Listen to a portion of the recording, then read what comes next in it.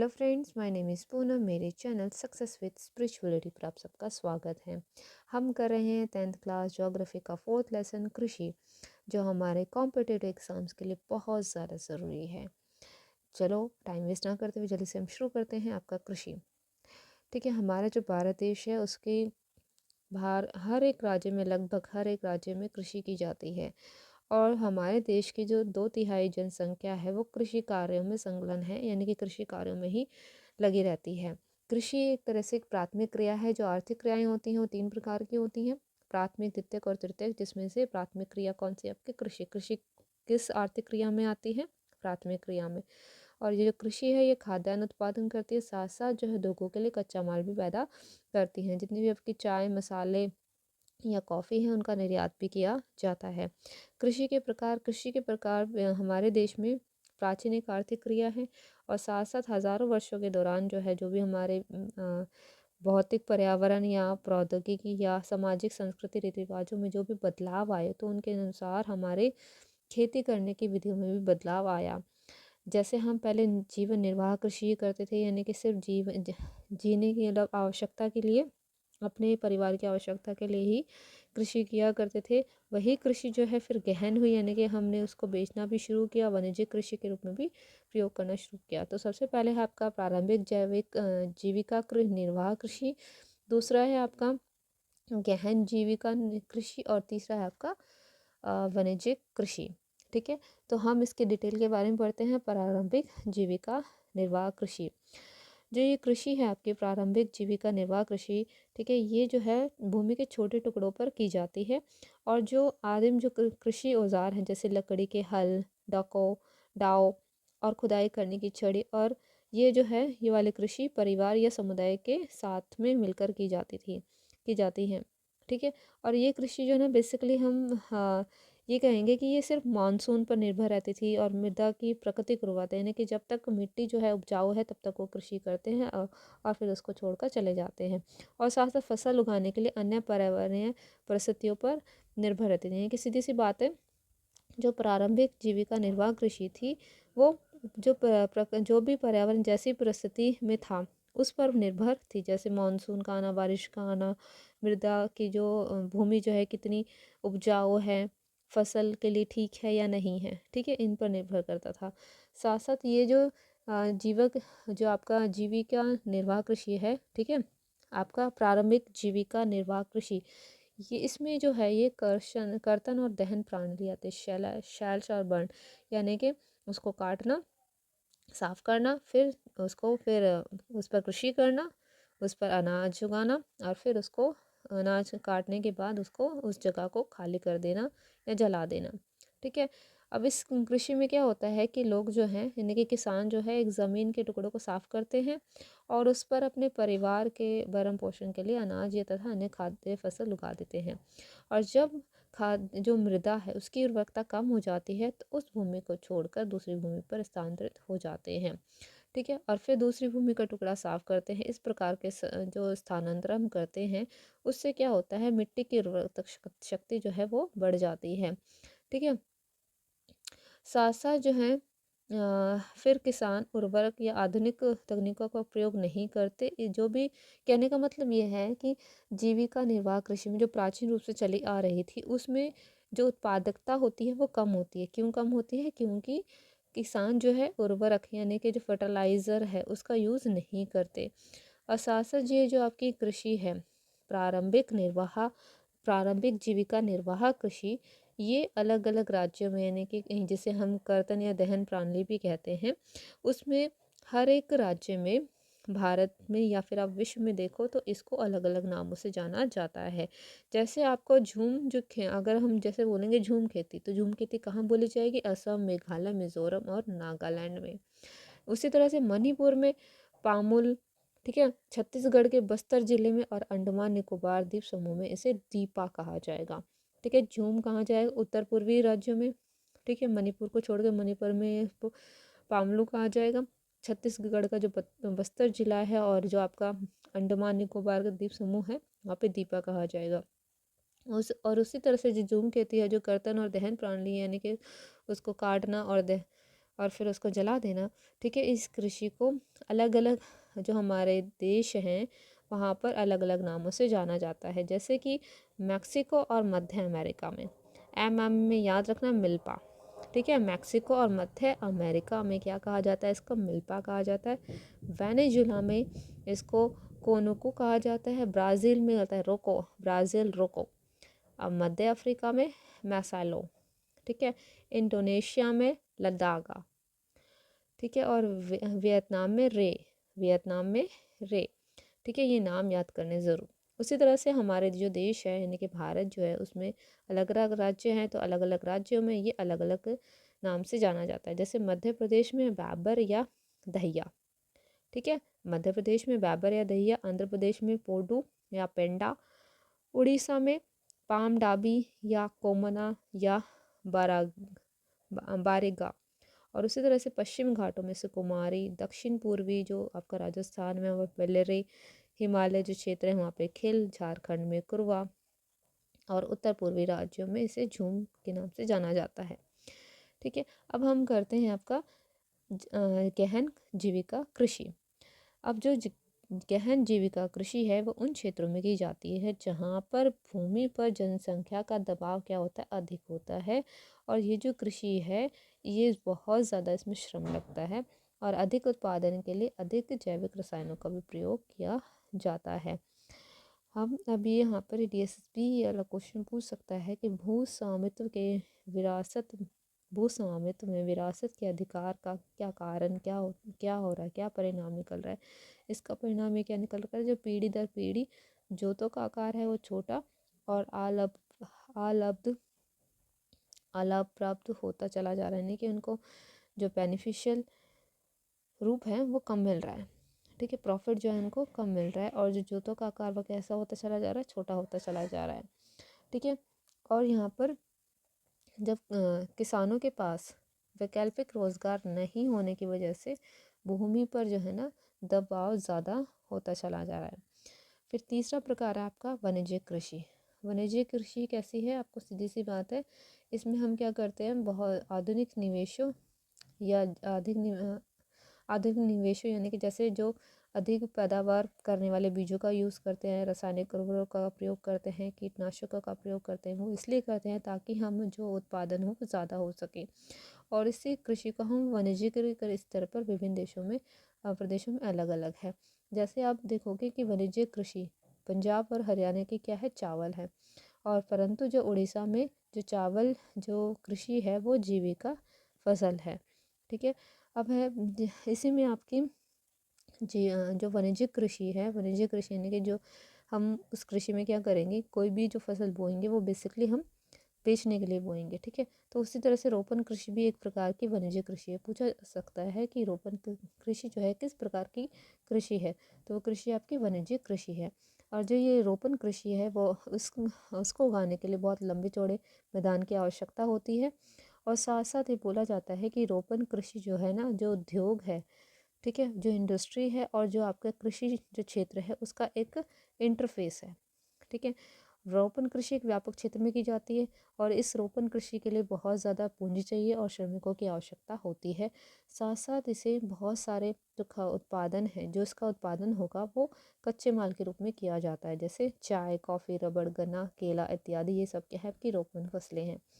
अब आपका असम और उत्तरी बंगाल में चाय, कर्नाटक में कॉफ़ी, वहाँ की रोपण फसलें हैं। तो याद रखना, असम और उत्तरी बंगाल में वहाँ की रोपण फसल क्या है, आपकी चाय है। और कर्नाटक में कॉफ़ी रोपण, कर्नाटक में कौन सी फसल है आपकी रोपण कृषि, कॉफ़ी, ठीक है। क्योंकि रोपण कृषि उत्पादन बिक्री के लिए होता है। जो भी हम रोपण कृषि में कि हम किस लिए कर रहे हैं, ताकि वो उसका उत्पादन कर हम उसको बेच सकें, ठीक है। तो इसलिए वहाँ इसके विकास में पर्यावरण, संचार साधन संबंधी उद्योग और बाजार जो है महत्वपूर्ण हो जाते हैं।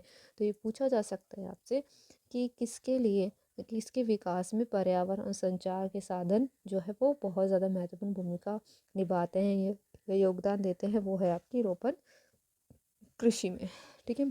अब है आपका श्रेष्ठ रूप में, यानी कि हमारे देश में किस तरह की, मतलब जैसे हम फसल जो उगाते हैं वो कितने प्रकार से हाँ, उगाते हैं, या फिर उनमें टाइम हमने बांट रखा है कि इस ऋतु में हम ये वाली फसल उगाएंगे, इस वाले ऋतु में ये वाली फसल उगाएंगे। जैसे गर्मी आए तो कौन सी फसल उगानी है, ठंड आए तो कौन सी, और जब बारिश होगी तो कौन सी फसलें उगानी है। ठीक है, तो उसी तरह से जो आपकी रबी फसल है, पहले हमने ये 3 प्रकार के रबी, खरीफ और ज़या। तो रबी फसल जो है वो शीत ऋतु में बोई जाती है, और इसका मंथ जो है आपका अक्टूबर से दिसंबर के बीच में, और उसे काटा कब जाता है, ग्रीष्म ऋतु में अप्रैल से जून के मंथ में इसको काट लिया जाता है। तो रबी फसल शीत ऋतु, अक्टूबर से दिसंबर में इसको बोया, और ग्रीष्म ऋतु में अप्रैल से जून इसको काटना।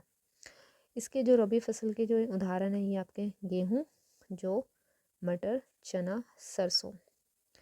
और ये जो रबी फसल है बेसिकली आपके लगभग विस्तृत मैदान में बोई जाती है, जैसे पंजाब, हरियाणा, हिमाचल प्रदेश, जम्मू कश्मीर, उत्तराखंड और उत्तर प्रदेश। शीत ऋतु में जो शीतोष्ण पश्चिमी विक्षोभ के कारण जो वर्षा आती है, ये जो वर्षा है ये रबी फसलों के लिए बहुत ज़्यादा इम्पॉर्टेंट है, बहुत ज़्यादा अधिक उत्पादन करने में सहयोग करती है। ठीक है, और जो भी हमारी हरित क्रांति हुई थी 1960s के दौरान, उस समय जो ये जो हरित क्रांति थी वो रबी फसलों के लिए बहुत ज़्यादा महत्वपूर्ण थी, क्योंकि इन हरित क्रांति के द्वारा रबी फसलों की वृद्धि हुई है। ठीक है, अब दूसरा आपका प्रकार है खरीफ। खरीफ जो है बेसिकली खरीफ विभिन्न देशों में बोई जाती है, विभिन्न देश के विभिन्न भागों में बोई जाती है। कब बोई जाती है, मानसून के आगमन, जब मानसून आने वाला होता है तब। और इसको काटा कब जाता है, सितंबर अक्टूबर तक काट लिया जाता है। जैसे आपके चावल, मक्का, जवार, बाजरा, तूर, मूंग, उड़द, कपास, जूट, मूंगफली, सोयाबीन। तो चावल, मक्का, जवार, बाजरा, तुर, अरहर, मूंग, उड़द, कपास, जूट, मूंगफली और सोयाबीन। जो भी आप ठंड में खाते हो, जो भी आप ठंड में खाते हो, उगाते नहीं, ठंड में खाते हो, वो जो होगी वो आपकी खरीफ फसल होगी। ठीक है, जैसे आप मक्का है, जवार है, बाजरा है, तुर है, उड़द है, कपास है, जूट है। जूट तो आप खाते नहीं, सीधी मूंगफली तो खाते हो। ठीक है, ये सारी खरीफ फसलें हैं। ठीक, और ये इन राज्यों में बोई जाती है, जैसे आपके आंध्र प्रदेश का पश्चिम, जो चावल के बारे में बता रखा है कि चावल मुख्य रूप से असम, पश्चिम बंगाल, उड़ीसा, आंध्र प्रदेश, तेलंगाना, इन राज्यों में बोया जाता है। लेकिन कुछ सालों से क्या हो रहा है, आपका चावल जो है पंजाब और हरियाणा में बोया जा रहा है। असम, पश्चिम बंगाल और उड़ीसा में धान की 3 किस्में बोई जाती हैं। जैसे आपके 3 फसलें, औस, अमन और बोरो। औस, अमन और बोरो जो है 3 फसलें हैं, किसकी हैं, धान की है। कौन से राज्य में, असम, पश्चिम बंगाल और उड़ीसा में। ठीक है, अब एक फसल ऋतु और है, जैसे आपकी खरीफ और रबी। खरीफ रबी के बीच में जिन फसलों को बोया जाता है उसे हम जायद फसलें कहते हैं, जैसे तरबूज, खरबूजा, खीरे, सब्जियां, और ठीक है, ये सारी फसलें। और जो आपके गन्ने, सिर्फ एकमात्र ऐसी फसल है जिसको तैयार होने में लगभग कितना वर्ष लगता है, पूरा एक साल लगता है, वो है आपकी गन्ने की फसल। उसी तरह से आगे हम देखते हैं इन फसलों के बारे में कि किस फसल के लिए क्या क्या चीज़ें ज़रूरी है। मुख्य फसलों के बारे में पढ़ेंगे। ठीक है, मिट्टी, जलवायु और कृषि पद्धति में अंतर के कारण विभिन्न देशों में, हमारा जो देश है, ठीक है, अलग अलग स्थलकृतियाँ हैं, तो सीधी सी बात है वहाँ पर मिट्टियाँ भी अलग अलग पाई जाती है, तो वहाँ पर खाद्य और अखाद्य फसलें उगाई जाती हैं। ठीक है, जैसे आपके चावल है, गेहूँ है, मोटे अनाज है, दाल है, चाय है, गन्ना है, तिलहन, कपास और जूट। ठीक है, तो सबसे पहले जो हमारे खाद्यान्न है फसल, वो बेसिकली कौन सी, आपकी चावल। ठीक है, और जो हमारे देश का जो स्थान आता है वो दूसरे उत्पादन में, दूसरा स्थान आता है चावल के उत्पादन में। ठीक है, चावल जो है बेसिकली कहाँ उगाया जाता है, आपका ढालती प्रदेश में, तटीय क्षेत्र में, उत्तर पूर्वी मैदानों में बोया जाता है। लेकिन आजकल क्या हो रहा है, जो नहरें हैं वो बहुत ज़्यादा हैं, और नलकूपों की सघनता के कारण पंजाब, हरियाणा और पश्चिम जो उत्तर प्रदेश है वहाँ पर ये बोया जा रहा है। ठीक है, गेहूँ, अब चावल को उगाने के लिए क्या क्या चीज़ें ज़रूरी हैं। हमें पता है चावल कैसी फसल है, खरीफ फसल है, जो कब बोई जाती है, आपकी जून से, यानी कि मानसून के आगमन पे बोई जाती है उसको, और सितंबर अक्टूबर में उसको काट लिया जाता है। तो चावल के लिए क्या ज़रूरी है? उच्च तापमान होना चाहिए। उच्च तापमान का मतलब है 25 डिग्री सेल्सियस से ज़्यादा ही होना चाहिए। अधिक आर्द्रता का मतलब है वर्षा ज़्यादा होनी चाहिए, ठीक है। 100 सेंटीमीटर, इतने भी नहीं, मिनिमम, ठीक है। 100 सेंटीमीटर से अधिक वर्षा होनी चाहिए। और यहाँ पर जहाँ पर वर्षा नहीं कम हो रही है, तो वहाँ पर सिंचाई करके उसको उगाया जा सकता है।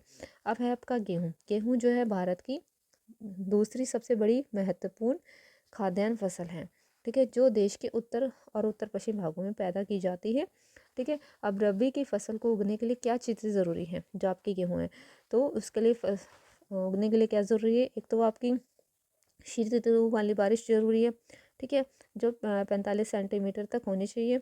साथ साथ आपकी खिली धूप होनी चाहिए पकने के लिए। और हमारे देश का जो अ, एक तो हो गया आपका तापमान। तापमान जो है ना ज़्यादा नहीं, नॉर्मल ठंड वाला, ठीक है। और साथ में उसकी बारिश की आवश्यकता होती है। कितनी बारिश की आवश्यकता? 50 से 75 सेंटीमीटर की वार्षिक वर्षा होनी चाहिए, ठीक है। शीत ऋतु होनी चाहिए और पकने के लिए हल्की हल्की खिली धूप होनी चाहिए। हमारे देश में जो है 2 क्षेत्रों में गेहूँ बोया जाता है। वो 2 क्षेत्र याद कर लीजिए। 2 क्षेत्र हैं आपके उत्तर पश्चिम में स्थित गंगा सतलुज का मैदान, और दक्कन की काली मिट्टी वाला प्रदेश, यानी कि पंजाब, हरियाणा, उत्तर प्रदेश, बिहार, राजस्थान, मध्य प्रदेश में। उसी तरह से जो आप है मोटे अनाज। मोटे अनाज बेसिकली आपके 3 हैं: ज्वार, बाजरा और रागी। अब ये मोटे अनाज है, इनको मोटे अनाज कहा जाता है। इनमें पोषक तत्वों की मात्रा अत्यधिक होती है, यानी कि पोषक तत्व भरपूर आते हैं। जैसे कि जो रागी है, रागी में क्या क्या चीज़ें ज़रूरी हैं, क्या क्या चीज़ें होती हैं? पोषक तत्व लोहा, कैल्शियम, और भूसी मिली रहती है, ठीक है। और साथ साथ रागी जो है शुष्क प्रदेश की एक फसल है। जो रागी है वो लाल, काली या बलुआ या दोमट या उथली काली मिट्टी में अच्छी तरह से उगाया जा सकता है। रागी के जो उत्पादक राज्य से कर्नाटक, हिमाचल प्रदेश, उत्तराखंड, सिक्किम, झारखंड और अरुणाचल प्रदेश। ज्वार जो है हमारे देश की तीसरी महत्वपूर्ण खाद्य फसल बोली जाती है। और ये ज्वार फसल जो है वर्षा पर निर्भर करती है, और जहाँ ये उन क्षेत्र वहाँ पर उगाई जाती है जहाँ पर आर्द्रता रहती है। और इसके लिए अगर ये पूछा जाएगा कि किस फसल के लिए सिंचाई की आवश्यकता नहीं रहती, तो वो है आपका ज्वार। और ज्वार जो बोलने वाले राज्य हैं आपके, जैसे महाराष्ट्र, कर्नाटक, आंध्र प्रदेश और मध्य प्रदेश, ठीक है। अब है आपका मक्का। मक्का एक ऐसी फसल है जो दोनों रूप में प्रयोग की जाती है, यानी कि उसको खाया भी जाता है और चारे के रूप में भी इसका यूज़ किया जाता है। और मक्का किस प्रकार की फसल है? एक खरीफ फसल है। खरीफ फसल कब बोई जाती है? खरीफ फसल मानसून के आगमन पे। और जिसको काटा कब जाता है? सितंबर से अक्टूबर के बीच में इसको काट लिया जाता है। गेहूँ किस प्रकार की फसल थी? रबी फसल थी। उसको कब बोया जाता था? उसको बोया जाता था आपकी शीत ऋतु में, यानी कि जब आपकी काट ली जाएगा नवंबर दिसंबर के आसपास को बोया जाएगा, और उसको मई जून के आसपास उसको काट लिया जाता है, ठीक है। अप्रैल अप्रैल के आसपास, अप्रैल मई के, है ना। यहाँ पे हमने पढ़ा था ना कि रबी फसल जो है वो कब बोया जाती है? अक्टूबर से दिसंबर के बीच में बोया जाता है, और ग्रीष्म ऋतु के अप्रैल से जून के बीच में उसको काट लिया जाता है, ठीक है। अब है आपका, हमने कर लिया था, हाँ हाँ, अब है आपका दालें। एक सेकेंड, हाँ मक्का कर रहे थे ना। मक्का किस प्रकार की फसल थी? खरीफ फसल थी। और मक्का के लिए क्या चीज़ें ज़रूरी है? उसका तापमान कैसा होना चाहिए? 21 से 27 डिग्री सेल्सियस होना चाहिए। वो जो पुरानी जलोढ़ मिट्टी होती है उस पर ये अच्छी तरह से उगाया जा सकता है। लेकिन ये पूछा जा सकता है आपको, ऐसी कौन सी फसल है जो बिहार में रबी की ऋतु के अकॉर्डिंग बोई जाती है, यानी कि उसको रबी फसल बोला जाता है? वो है आपकी मक्का फसल। इसी तरह से हम यहाँ पर मक्का का उत्पादन बढ़ने लगा है, क्योंकि हमने बहुत ज़्यादा आधुनिक निवेशों का प्रयोग किया है, जो उच्च पैदावार करने वाले बीजों का यूज़ किया है, उर्वरकों का यूज़ किया है, और सिंचाई के लिए सिंचाई का उपयोग करके हमने मक्का के उत्पादन में बढ़ोतरी की है। तो इन राज्यों में मक्का बोया जाता है, जैसे कर्नाटक, उत्तर प्रदेश, बिहार, राजस्थान, आंध्र प्रदेश और मध्य प्रदेश, ठीक है। अब है आपका दालें। दालें के रूप में, अगर दालों के उत्पादक के रूप में बोला जाएगा, तो भारत जो है वो सबसे बड़ा उत्पादक उपभोक्ता देश है। यहाँ पर जैसे आप देखो, हमें जितनी भी दालें हैं उसमें बेसिकली प्रोटीन ज़्यादा होता है, जैसे तुर, अरहर, तुर को हम अरहर ही बोलते हैं, ठीक है। उड़द, मूंग, मसूर, मटर और चना। अब इसमें पूछा जा सकता है आपके मटर और चना जो है, चना जो है वो किस प्रकार की फसल है, वो है आपकी रबी फसलें। और तुर, उड़द, मूंग और मसूर जो है वो आपकी कौन सी फसल है, खरीफ फसलें, ठीक है। अब बेसिकली इन दालों को उगाने के लिए नमी की आवश्यकता होती है और इन्हें सूक्ष्म परिस्थितियों में ही उगाया जा सकता है। यहाँ पर बोला गया है कि बहुत इनमें से जो अरहर जो होती है, तुर दाल, वो क्या करती है, नाइट्रोजन भूमि से नाइट्रोजन ले लेती है, ठीक है। और उसकी उर्वरकता को खराब कर देती है, मतलब उसको निम्नीकरण कर देती है, सीधी सी बात ये है। इसमें बोला गया है कि अरहर को छोड़ के जो बाकी सभी दालें हैं ना, वो वायु से नाइट्रोजन लेकर क्या करती है, भूमि की उर्वरकता को बनाए रखती हैं, लेकिन अरहर ऐसा नहीं करती है। और इन दालों को कब बोया जाता है, फसलों के आवर्तन में बोया इसको इनको रोटेटिंग में बोया जाता है। जैसे आपके कहाँ पर बोया जाता है, मध्य प्रदेश, आपका उत्तर प्रदेश, राजस्थान, महाराष्ट्र, कर्नाटक, दाल, ये सारे इन इन राज्यों में बोया जाता है। अब जो खाद्यान्न है उसके अलावा कुछ खाद्य फसलें जैसे गन्ना, ठीक है, गन्ना हो गया, गन्ना, तिलहन, इनके बारे में पढ़ेंगे, ठीक है। चाय, कॉफ़ी। अब है आपका गन्ना। गन्ना क्या है, गन्ना गन्ना है। अब जो भी आप शक्कर खाते हो या गुड़ खाते हो या खांड खाते हो, गन्ने की बनती है, चीनी भी गन्ने की बनती है, ठीक है। तो ये जो फसल है आपकी, ये आपके कैसी फसल है, उष्ण तथा उपोष्ण कटिबंधीय फसल है। इस फसल को उगाने के लिए 21 से 27 डिग्री सेल्सियस तापमान की आवश्यकता होती है। वर्षा कितनी चाहिए, 75 से 100 सेंटीमीटर की वार्षिक वर्षा चाहिए। साथ में ही उष्ण तथा आर्द्र दोनों जलवायु में बोई जा सकती है।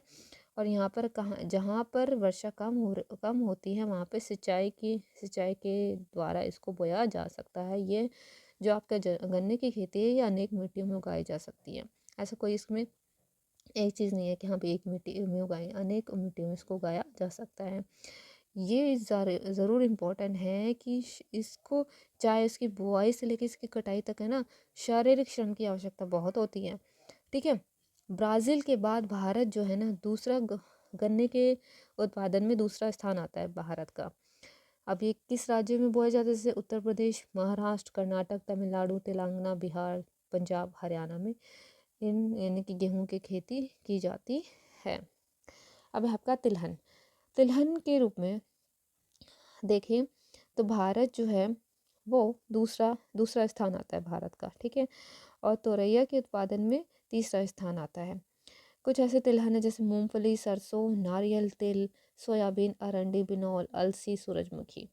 ये मुख्य तिलहन फसलें हैं जिन्हें हम खाद्य में के खाने में भी यूज़ करते हैं और उसको खाना बनाने में भी यूज़ करते हैं। साथ साथ कुछ चीज़ों का यूज़ जो है, कुछ बीजों का यूज़ जो है साबुन या हमारे श्रृंगार का सामान या उपटन जो उद्योग है उसके कच्चे माल के रूप में किया जाता है।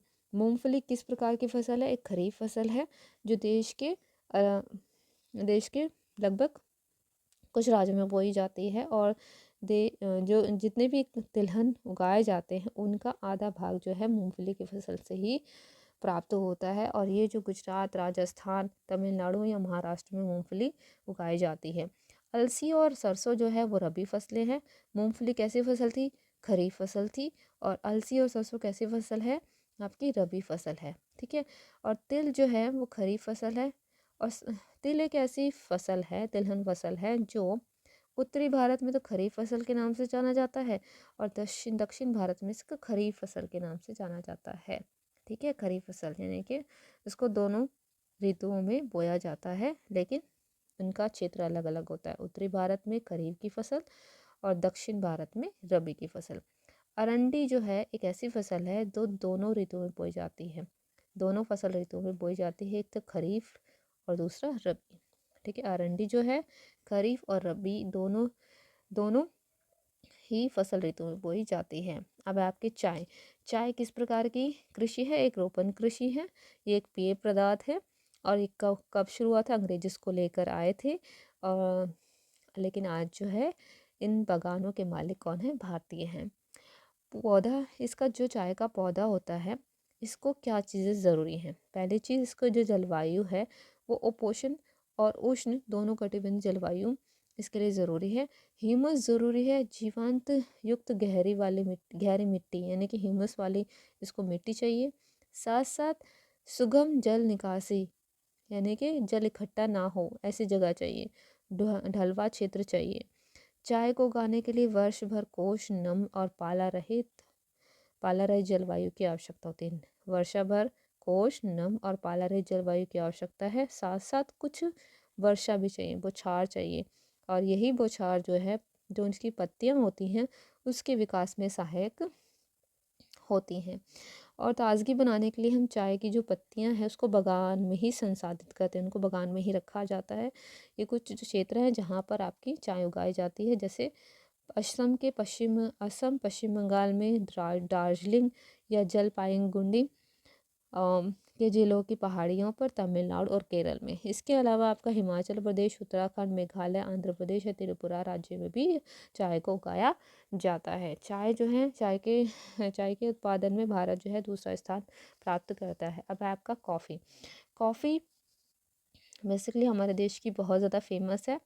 हमारे देश में अरेबिका नाम जो अरबिका किस्म की कॉफ़ी है उसको पैदा किया जाता है, जो कहाँ से लाई गई थी? यमन से लाई गई थी। इसकी शुरुआत जो है वो किस पहाड़ियों से हुई थी? बाबा बुदिन पहाड़ियों से हुई थी। आज जो इसकी पहाड़ियाँ हैं वो नीलगिरी के आसपास, जो आपका कर्नाटक, केरल और तमिलनाडु राज्य है, वहाँ पर की जाती है। आपके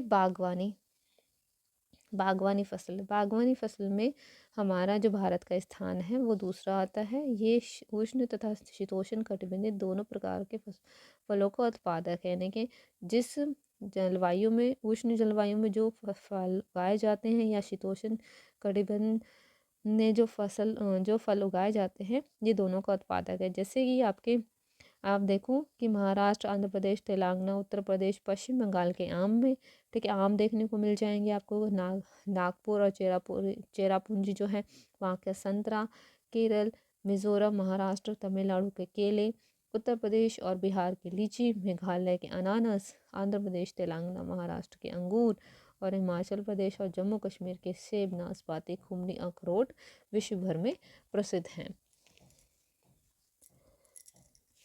अब है फिर भारत जो है, अगर आप सब्जियों के उत्पादन में देखो तो विश्व के 13% सब्जियों का उत्पादन करता है। अब है आपका अखाद्य फसलें। अखाद्य फसलों में आपके रबड़, रेशेदार फसलें, कपास आएगा। ठीक है, तो ये आपका रबड़ जो है भूमध्य क्षेत्र की फसल है।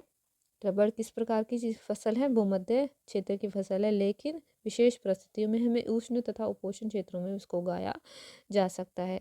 रबड़ उगाने के लिए हमें वर्षा कितनी से चाहिए? 200 सेंटीमीटर से अधिक वर्षा चाहिए। तापमान कितना चाहिए?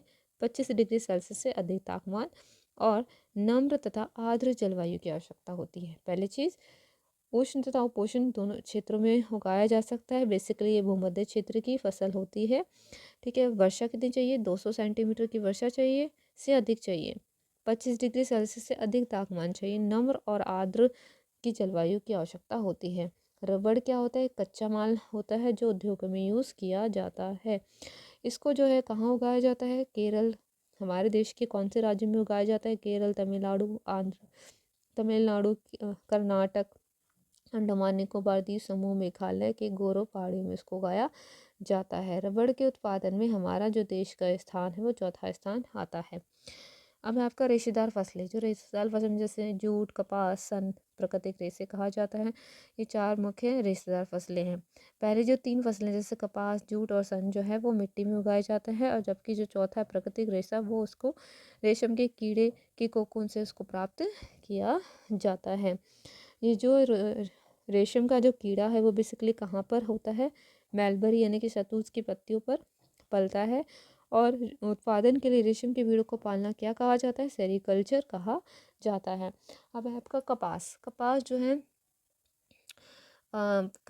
जो है सूती कपड़ा उद्योग का एक कच्चा माल है। इसको उत्पादन में, यानी कि कपास के उत्पादन, भारत का स्थान तीसरा स्थान है। ये कहाँ बोया जाता है? दक्कन पठार के शुष्क भागों में, काली मिट्टी में इसको बोया जाता है। कपास को उगाने के लिए क्या क्या चीज़ें ज़रूरी हैं? पहली चीज़, तापमान कितना चाहिए? उच्च चाहिए। ठीक है, हल्की वर्षा चाहिए। ठीक है, या हल्की वर्षा है या सिंचाई चाहिए, 110 दिन तक यानी कि 210 दिन का पाला रहित दिन चाहिए, खिली धूप चाहिए। किसके लिए? आपकी कपास के लिए। तो पहली चीज़, उच्च तापमान है कि 25 डिग्री सेल्सियस से ज़्यादा होना चाहिए। हल्की वर्षा होनी चाहिए। सिंचाई की आवश्यकता, अगर वर्षा कम है तो सिंचाई की आवश्यकता।